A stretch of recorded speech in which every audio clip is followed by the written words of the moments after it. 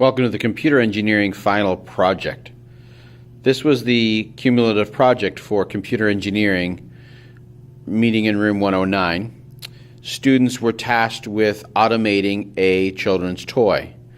As a class, they worked together to consolidate all of the switches on this train set to be remotely controlled over the web. We powered those switches with the PAD digital trainer running at 5 volts, and each switch had its own distributed wire. They would run under the board to a switching station as you see here. The purple is a 3D printed solution which would hold the controller board and the servo switch or motor control which would operate the switch.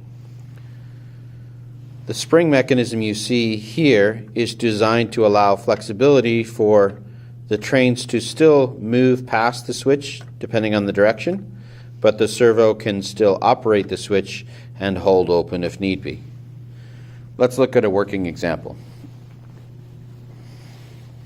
In this case, we would see the train coming down the tracks and be switching to the right direction of the track.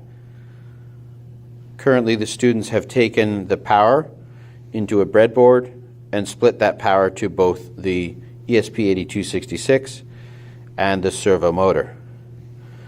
They wrote a simple web page that is hosted on the ESP8266. Each ESP generates its own Wi-Fi, and so we can operate that. So by clicking on this page, which was by default to operate an LED, by clicking on the page, it would show status and then move that switch. To switch it back, you click on the button again on the screen here, and the switch would close.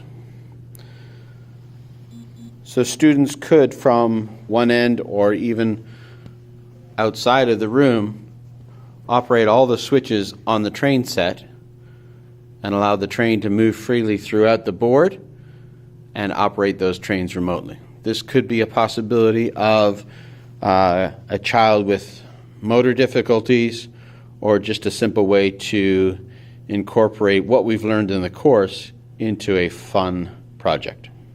Thanks for watching.